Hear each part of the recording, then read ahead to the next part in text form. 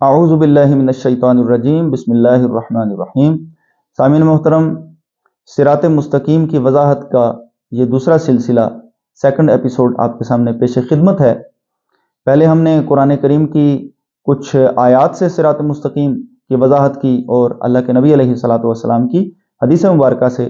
اب ہم آپ کے سامنے اللہ کے نبی علیہ الصلاۃ والسلام کی ایک حدیث مبارکہ پیش کرتے ہیں۔ پہلی حدیث مبارکہ کے راوی حضرت عبداللہ ابن عمر رضی اللہ تعالیٰ عنہ تھے، اور اب ہم جو آپ کے سامنے حدیث مبارکہ پیش کرنے جا رہے ہیں وہ حدیث مبارکہ اس کے راوی ہیں حضرت عبداللہ ابن مسعود رضی اللہ تعالی عنہ، عظیم محدث اور صحابہ کرام میں عظیم شان رکھنے والے، اللہ کے نبی علیہ الصلاۃ والسلام کی نگاہ میں بڑا قرب کا درجہ رکھنے والے حضرت عبداللہ ابن مسعود رضی اللہ تعالی عنہ نے ارشاد فرمایا کہ سرکار اقدس صلی اللہ علیہ وآلہ وسلم نے ہمیں سمجھانے کے لیے ایک لکیر کھینچی، اور اس لکیر آپ نے یہ لکیر کھینچ کے فرمایا کہ یہ اللہ کا راستہ ہے۔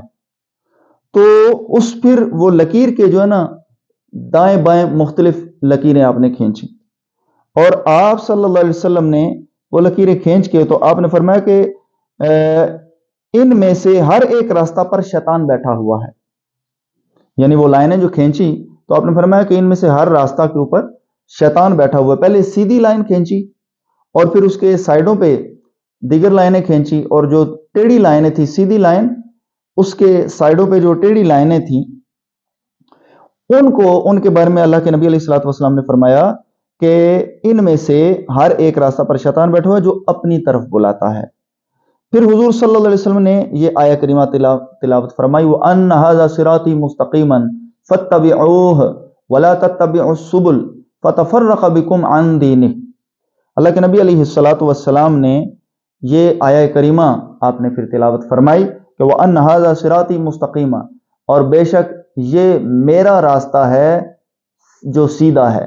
اللہ ارشاد فرماتا ہے قرآن کریم میں سے ہے، تو وَأَنَّ هَذَا صِرَاطِي مُسْتَقِيمًا، یہ میرا راستہ ہے۔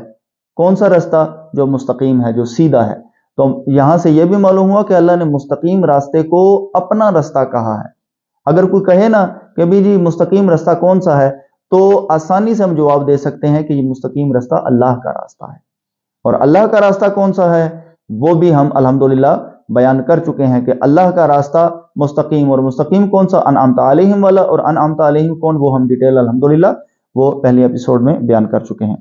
تو اس حدیث مبارکہ کی مختصر سی شرح آپ کے سامنے ہم پیش کرتے ہیں کہ حضرت عبداللہ ابن مسعود رضی اللہ تعالی عنہ نے یہ جو امت تک خوبصورت حدیث مبارکہ پہنچائی ہے کہ اللہ کے نبی علیہ الصلوۃ والسلام نے سیدھی لائن کھینچی اور پھر ٹیڑھی لائنیں بھی کھینچی۔ ٹیڑھی لائنوں کے بارے میں آپ نے ارشاد فرمایا کہ ان میں سے ہر راستے پر شیطان بیٹھا ہوا جو اپنی طرف بلاتا ہے۔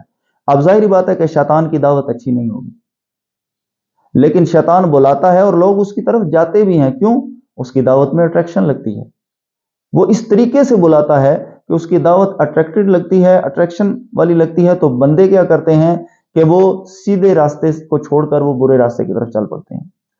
اور اللہ کے نبی علیہ الصلوۃ والسلام جو سیدھا خط کھینچا تھا نا، اصل میں وہ آپ نے صراط مستقیم کو بتانے کے لیے کھینچا تھا کہ اللہ کا راستہ سیدھا ہے، یہ جو ٹیڑھے راستے ہیں یہ شیطان کے راستے ہیں۔ تو اب ہر راستے کے اوپر شیطان بیٹھا ہوا ہے، کسی راستے کے اوپر وہ بیٹھا ہوا ہے اور اپنی طرف بلا رہا ہے، اور بلا کے تو کہتا ہے کہ دیکھیں اہل بیت بڑی شان والے ہیں، تو یہ صحابہ کرام نے بڑے ان پر ظلم کیے ہیں۔ تو بات شان تو اہل بیت کی تھی، کہیں پہ جو ہے نا کسی راستے کے اوپر شیطان بیٹھا ہوا اور وہ کیا کہتا ہے، دیکھیں جی صحابہ کرام کی بہت بڑی شان ہے، یہ کتنے عجیب قسم کے لوگ ہیں کہ یہ جو ہے نا صحابہ کرام کے حق کو پہچانتے نہیں ہیں۔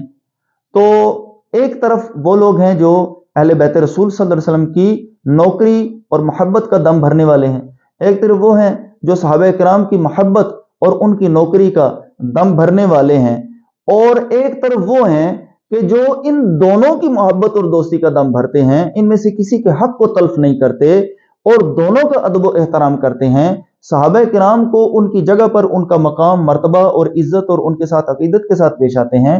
اہل بیت رسول صلی اللہ علیہ وسلم کا جو مقام و مرتبہ بنتا ہے وہ ان کے ساتھ اسی طرح سے پیش آتے ہیں، کسی کا حق نہیں مارتے، سب کی عزت کرتے ہیں۔ بلکہ صراط مستقیم والے لوگ تو ان کی صفت یہ ہوتی ہے وہ ہر نبی کی عزت کرتے ہیں، وہ ہر ولی کی عزت کرتے ہیں، بلکہ اللہ تعالیٰ نے جس کو عزت دی ہے وہ ہر اس کی عزت کرتے ہیں۔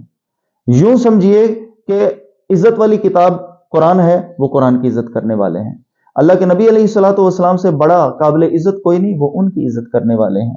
اللہ کے نبی علیہ الصلوۃ والسلام کے صحابہ کرام، اللہ کے نبی علیہ الصلوۃ والسلام کے اہل بیت کرام، آگے پھر ان کو جنہوں نے ٹرولی فالو کیا، سچے طریقے سے فالو کیا، وہ اولیاء کرام، وہ ان کو بھی دل سے مانتے ہیں۔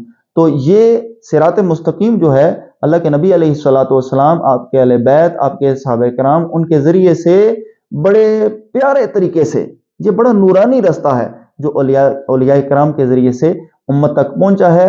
اور یہ اب بھی اہل ایمان جانتے ہیں الحمدللہ کہ جو صراط مستقیم ہے یہ اللہ کا راستہ ہے، اللہ کے نبیوں کا راستہ ہے، اللہ کے ولیوں کا راستہ ہے، نبی پاک صلی اللہ علیہ وسلم کے صحابہ کرام کا راستہ ہے، نبی پاک صلی اللہ علیہ وسلم کے اہل بیت کا راستہ ہے، اور قیامت تک کے آنے والے تمام اولیاء کرام اسی طریقہ کار پر کاربند ہیں۔ اور یہ جو سلسلے بنائے گئے ہیں طریقہ تصوف کے، قادری، چشتی، نقشبندی، سہروردی، یہ سارے کے سارے افراد جو ہیں، اس سارے مختلف سلسلوں کو ماننے والے، یہ اسی صراط مستقیم پر ہی چلنے والے تھے۔ اگر کوئی یہ کہتا ہے، کبھی دیکھیں لوگ قادری تو ہو گئے ہیں، سہروردی تو ہو گئے ہیں جی، نقشبندی، چشتی، قادری، سہروردی، حنبلی، مالکی، حنفی، شافعی، یہ تو ہو گئے ہیں، مسلمان تو ابھی کہیں کھو ہی گئے ہیں کہ لوگ اپنے آپ کو شافعی بھی کہہ لیتے ہیں، حنبلی بھی کہہ لیتے ہیں، لوگ اپنے آپ کو قادری بھی کہہ لیتے ہیں، مسلمان کیوں نہیں کہتے؟ اسلام تو لگتا ہے ان کا کہیں کھو ہی گیا ہے۔ بھئی دوستو، اللہ کے نبی علیہ الصلوۃ والسلام جب فرما دیا میری امت 73 فرقوں میں بٹے گی، تو سرکار جب میری کہہ رہے ہیں تو وہ مسلمان ہی ہے، تو سرکار میری کہہ رہے ہیں نا، تو سرکار جب میری کہہ رہے ہیں تو ہیں تو وہ مسلمان، لیکن درست راہ پر وہی ہوگا جو تمام حقوق کا خیال رکھے گا، جس کو اللہ نے عزت دی ہے ہر ایک کا خیال رکھے گا۔ دوستان ذی وقار، امید ہے کہ اس حدیث مبارکہ کی روشنی میں ہم کسی قدر صراط مستقیم کو مزید واضح کرنے کے قابل ہوئے ہوں گے۔ انشاءاللہ العظیم اس کا نیکسٹ جو آخری ایپیسوڈ ہم تیسری گفتگو میں کریں گے۔ اللہ تعالیٰ سے دعا ہے کہ اللہ تعالیٰ تمام مسلمانوں کو صراط مستقیم پہ عمل کرنے کی توفیق عطا فرمائے۔